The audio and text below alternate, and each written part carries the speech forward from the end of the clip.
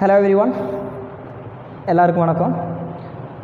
அப்போ நம்ம லாஸ்ட் கிளாஸ்ல டிஸ்கஸ் பண்ணியிருந்தது ப்ராப்ளம்ஸ் தான். 2 நாள்ல நம்ம எதுவும் வீடியோவும் போடல. ஏனா இந்த PhDயோட வர்க் போயிட்டு இருக்கு, எங்களுக்கு ரிசர்ச் வர்க் போறதுனால கொஞ்சம் பிஸி ஷெட்யூல். அதனால தான் வந்துட்டு இந்த வீடியோஸும் போட முடியல. இப்போ லாஸ்ட் கிளாஸில் உங்களுக்கு எடுத்த ப்ராப்ளம்ஸ் அது உங்களுக்கு புரியறதுக்கு கொஞ்சம் டிஃபிகல்ட்டாக இருக்கும்னு நினைக்கிறேன். ஏன்னா நீங்கள் கண்டினியூஸாக வீடியோ பார்த்துட்டு வரதா இருந்தால் உங்களுக்கு அது புரியறதுக்கு கொஞ்சம் டிஃபிகல்ட்டாக இருக்கும். ஏன்னா அதில் யூஸ் பண்ணுற அந்த சைன் நீங்கள் 2 or 3 டைம்ஸ் வந்துட்டு வீடியோ பார்த்தவங்களுக்கு பிரச்சனை கிடையாது. ரிப்பீட் பண்ணி பார்க்கும்போது உங்களுக்கு பிரச்சனை இருக்காது. இல்லைன்னா உங்களுக்கு கொஞ்சம் டிஃபிகல்ட்டாக இருக்கும்.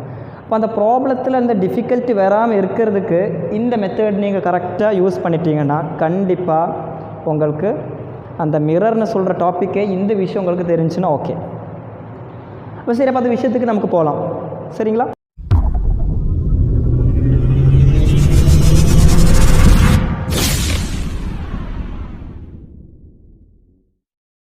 இப்போ ஃபஸ்ட்டு நான் ஆல்ரெடி இதோட ஒரு கான்கேவ் மிரர் எடுத்திருக்கேன். அந்த கான்கேவ் மிரரில் சம் ஆஃப் த டயக்ராம்ஸ் நான் போட்டு வச்சுருக்கேன். First one, object placed beyond C.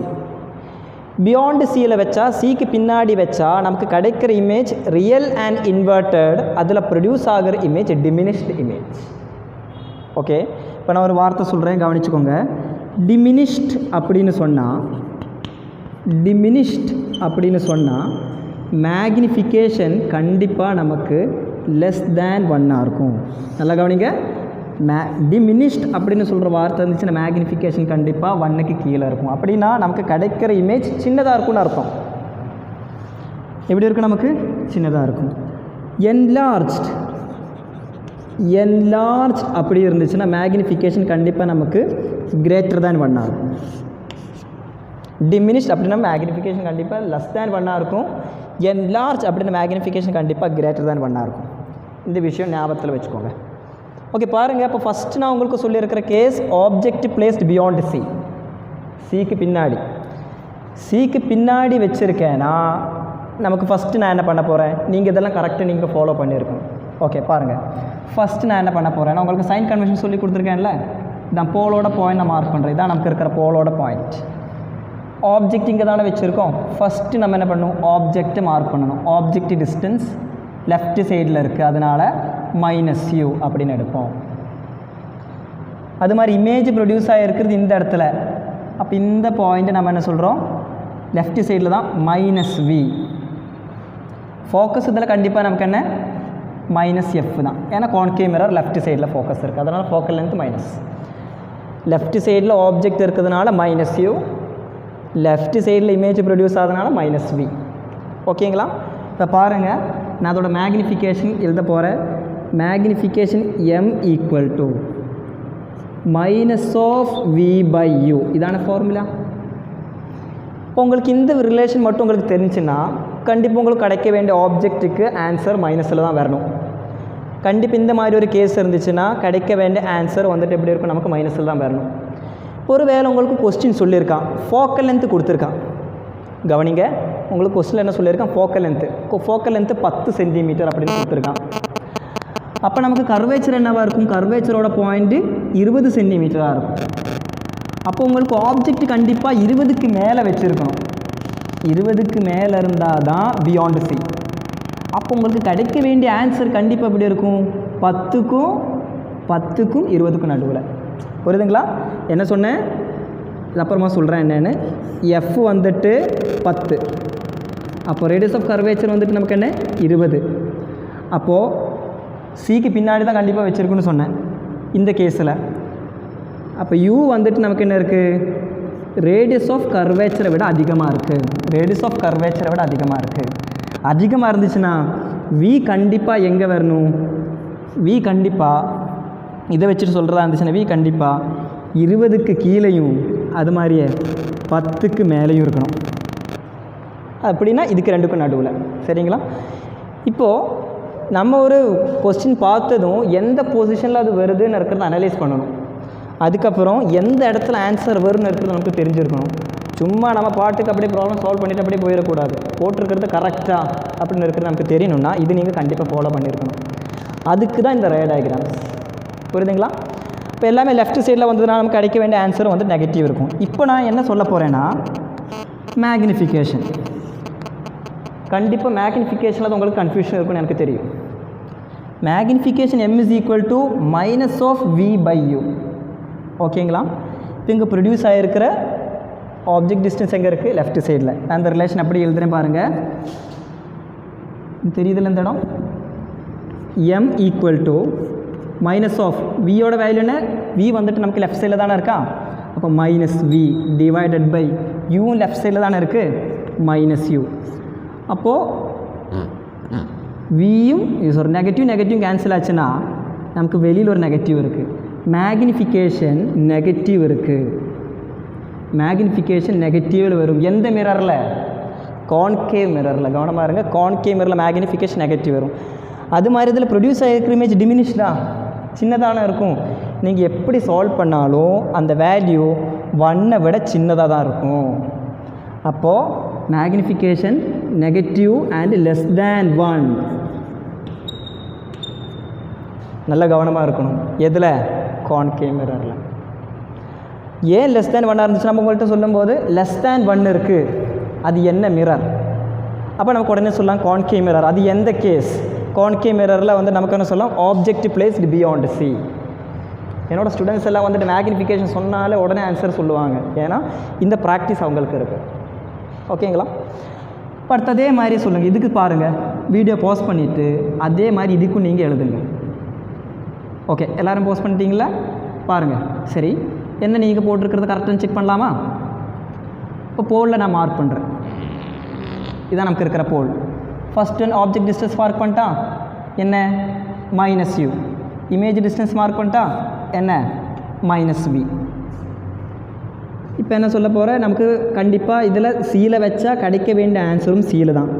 நமக்கு கிடைக்க வேண்டிய ஆன்சரில் மைனஸ் சைன் இருக்கணும், விலையும் மைனஸ் சைன் இருக்கணும். ஓகேங்களா? எஃப்பும் இதில் மைனஸ் தான் லெஃப்ட் சைடு. இப்போது மேக்னிஃபிகேஷன் பாருங்கள். Magnification m is equal to minus of v by u. ஓகேங்களா? இந்த டிஸ்டன்ஸும் இந்த டிஸ்டன்ஸும் ரெண்டுமே சேம். வியும் யூவும் சேம். அப்போ நமக்கு என்ன சொல்லலாம்? v equal to you are u equal to v. நீங்கள் வேல்யூவும் கொடுக்கலாம். அப்படி எழுதிட்டோன்னா இது எழுதும்போது பாருங்கள். இப்போ அடுத்த இந்த ஃபார்முலா ரீஅரேஞ்ச் பண்ணி எழுதுகிறேன். Magnification m is equal to minus of v by u தானே. v எங்கே வருது? லெஃப்ட் சைடு தானே, மைனஸ் v. u எங்கே வருது? லெஃப்ட் சைடு தானே, minus u. v equal to u. அடுத்து பாருங்கள் என்ன போடலாம் நமக்கு? Minus of minus v divided by minus v. நமக்கு என்ன கிடைக்குது? மைனஸ் 1.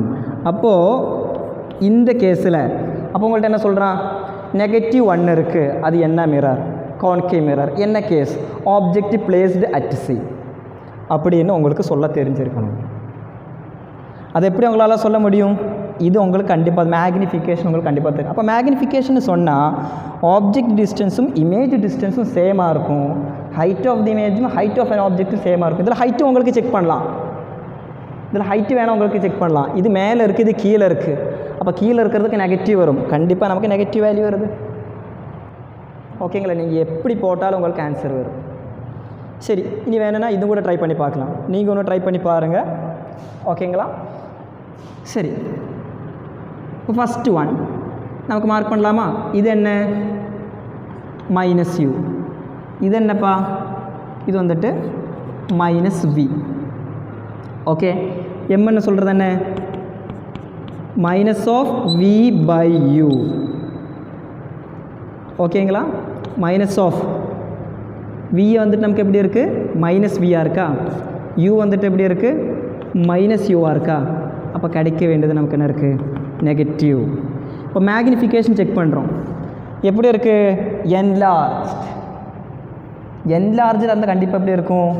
Greater than 1. இப்படி இருக்குது, கிரேட்டர் தேன் 1. 1 விட பெருசாக இருக்கும். ஏவா? Greater than 1. ஓகே, அப்போ 1 விட வந்துட்டு நமக்கு பெருசாக இருக்குது. But it is negative sign. ஏன் நெகட்டிவ் சைன் வந்துச்சு? Because it is left side. Left சைடில் ப்ரொடியூஸ் ஆகிருக்கு, ரியல் அண்ட் இன்வெர்ட்டடாக இருக்குது. அப்போ உங்கள்கிட்ட கேட்குறாங்க m is equal to இப்படி சொல்கிறான், m is equal to -2. உங்களுக்கு ப்ராப்ளத்தில் வரும்பா. m is equal to -2ன்னு நீங்கள் பார்த்தாலே உங்களுக்கு என்ன பண்ணலாம், ஓகே இது கான்கேவ் மிரரு என்லார்ஜாக இருக்கும். ஏன் என்லார்ஜ்னு சொன்னீங்க, because it is greater than 1. இது எப்படி நம்ம அனலைஸ் பண்ணோன்னா இதை புரிஞ்சதுனால. இந்த கேஸில் m is equal to உங்களுக்கு 0.23 -0.23ன்னு சொன்னால் ஓகே இது கான்கேவ் மிரர், இது கான்கேவ் மிரர் டிமினிஷ்டு சைஸில் இருக்குது, பியாண்ட் சியில் இருக்கும். ப்ளஸ் 0.23ன்னு இருக்குன்னு வச்சுக்கோங்க, அது என்ன மிரராக இருக்கும், கான்வெக்ஸ் மிரர். நான் போட்டு காமிக்கிறேன். சரிங்க, +2 இருக்குன்னு வச்சுக்கோங்க, அது என்ன மிரராக இருக்கும். இப்போது இந்த கான்கேவ் மிரர் இருக்குது, இதில் +2 இருக்குன்னு வச்சுக்கோங்க. இப்போ கிடைக்கிற ஆன்சரில் +2 இருக்குன்னு அது என்ன mirror, concave mirror. Concave mirror object இது எங்கே வச்சுருக்கோம், பிட்வீன் போல் அண்ட் ஃபோக்கஸ், போலுக்கும் ஃபோக்கஸ்க்கும் நடுவில் வச்சுருக்கோம். போலுக்கும் ஃபோக்கஸ்க்கும் நடுவில் வைக்கிறதுனால இமேஜ் நமக்கு ரைட் சைடில் என்லார்ஜாக ப்ரொடியூஸ் ஆகும். அப்போ V வந்துட்டு நமக்கு எப்படி இருக்கும், ப்ளஸில் வந்துடும். இந்த சைடுக்கு வந்துச்சுன்னா V நமக்கு என்ன ஆயிரும், ப்ளஸில் இருக்கும். V ப்ளஸ் ஆச்சுன்னா நமக்கு என்ன ஆயிரும், மைனஸ் கேன்சல் ஆகிட்டு நமக்கு +2 வந்துடும். நீங்கள் போட்டு பாருங்கள், ஒன்று ட்ரை பண்ணி பாருங்கள். எல்லாமே போட்டுகிட்டே இருந்தால் பிரயோஜனம் இருக்கா, நீங்கள் ஒன்று ட்ரை பண்ணி பாருங்கள். சரிங்களா. அப்போது இந்த ஒரு கேஸில் உங்களுக்கு சில டைம் என்ன பண்ணியிருப்பான்னா மேக்னிஃபிகேஷன் மேக்னிஃபிகேஷன் 2ன்னு சொல்லியிருப்பான். அது +2வா -2வா நமக்கு தெரியாது. இப்படி போடும்போது நமக்கு தெரிஞ்சிடும். ஆனால் கொஸ்டினில் twice the object, image produce ஆகிருக்கிறது ட்வைஸ் த ஆப்ஜெக்ட்னு சொல்லியிருப்பான். ஆனால் கான்கேவ் மிரர்.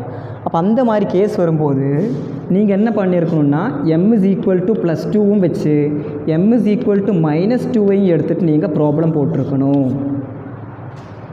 +2வும் -2வையும் எடுத்துகிட்டு 2 பாசிபிள் டிஸ்டன்ஸ் இருக்கும். சில டைம் கொஸ்டினில் என்ன கேட்பான், ஃபைண்ட் த 2 பாசிபிள் டிஸ்டன்ஸ் அப்படின்னு சொல்லுவான். இதெல்லாம் உங்களுக்கு தெரிஞ்சிருக்கணும். இவ்வளோ விஷயங்கள் அதுக்குள்ளார இருக்குது. இதெல்லாமே நீங்கள் கண்டிப்பாக தெரிஞ்சிருக்கணும். சரி, நான் ஒரே ஒரு விஷயம் கூட சொல்லிடுறேன், கான்வெக்ஸ் மிரர் மட்டும், அது கூட உங்களுக்கு நான் ஈஸியாக புரிஞ்சிடும். ஃபைனல் கான்வெக்ஸ் மட்டும் சொல்லிடுறேன்.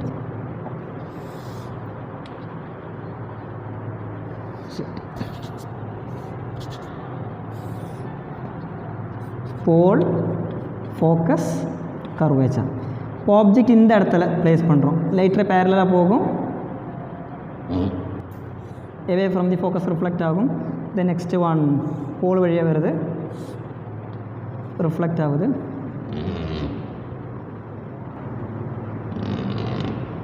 இந்த இடத்துல இமேஜ் ப்ரொடியூஸ் ஆகுது இந்த பொசிஷனில். இப்போ பாருங்கள், இப்போ கவனிங்க, இது எப்படி இருக்குது, ரைட் சைடா என்ன +V, இது என்ன -U. மேக்னிஃபிகேஷன் ஃபார்முலா என்ன, m is equal to -V/U. Okay, -V அப்படியே இருக்கும், ப்ளஸில் தான். U வந்துட்டு எப்படி இருக்குது, -U. நெகட்டிவ் கேன்சல் ஆச்சு. டிஸ்டன்ஸு கம்மியாக இருக்குது, இமேஜ் டிஸ்டன்ஸ் கம்மியாக இருக்குது, ஆப்ஜெக்ட் டிஸ்டன்ஸ் கூட இருக்குது.